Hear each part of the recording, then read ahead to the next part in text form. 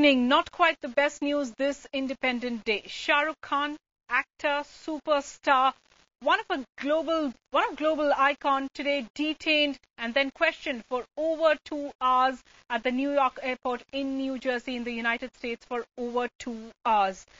This actually happened because Mr. Khan's name came up in a computer-generated list. Ironically, many would think this would actually be the perfect setting for his film, My Name is Khan. But sadly, the real and the real have merged and no one knows where one ends and the other begins. Shah Rukh Khan picked up perhaps because his name is Khan on the show, an exclusive interview with Shah Rukh Khan coming up in just a bit. But first, let's tell you what happened. The actor was detained and questioned at the airport for 2 hours. He was asked to produce names and numbers of people in the United States who could vouch for him. It was only after the intervention of the Indian embassy officials that Shah Rukh Khan was released. Reacting to the incident, Shah Rukh himself didn't feel the need to mince words. He said, "I was stopped and checked because I am an Asian." Here's Shah Rukh Khan with what happened. It was at New Jersey at Newark Airport. And I didn't understand for the first 20 minutes till they took me to a room where a lot of other people were also awaiting a secondary check on their visas. And obviously most of them were Asians. So then I asked him, I said, why is this happening? There was this young girl next to me. She said, because, they're just wanting to trouble you. And I think they kept on telling me that so they need to follow a procedure. So it took them an hour and a half, 2 hours. They kept on asking me questions if I could give them any relevant numbers in America that they can contact. And they were just like, where am I staying? Can I give telephone numbers of people who I know in America they can call and vouch, who would vouch for me? So I did speak about, I just finished a deal with the Fox people, so I gave their name and some other people who've done a production here.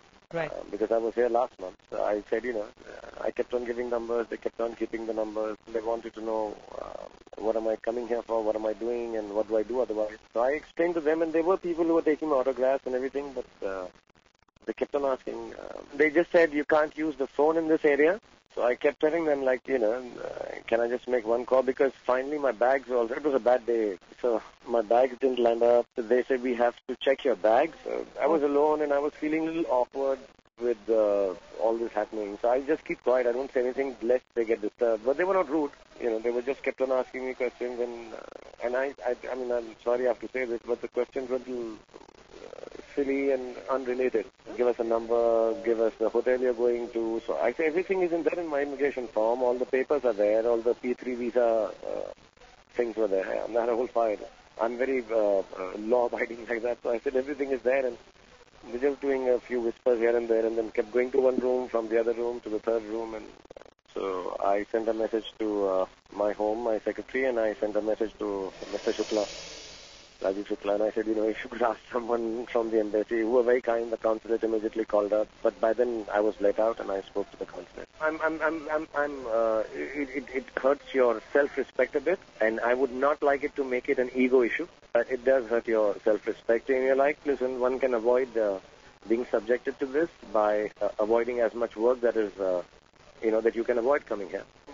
I did feel bad for a lot of people who were sitting there in that room, and I felt less angry because, we were all in the same boat or the same room. Yeah, it is not nice.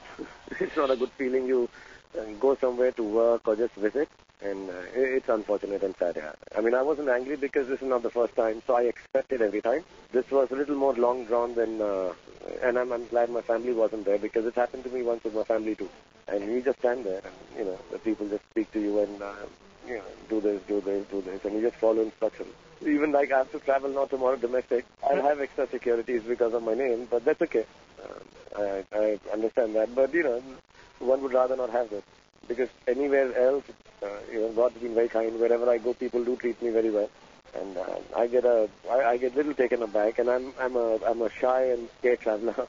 So I get very worried when so many questions are asked, and I hope I'm not, sometimes I have a sense of humor, which I have to really hold back, lest I say something which they dislike. Very inconveniencing, when you have to stand there and explain what you do, what you're going to do, and I'm bad with numbers, so when they start asking me telephone numbers, I was like really, really scared. I'm like, listen, I can't remember any number.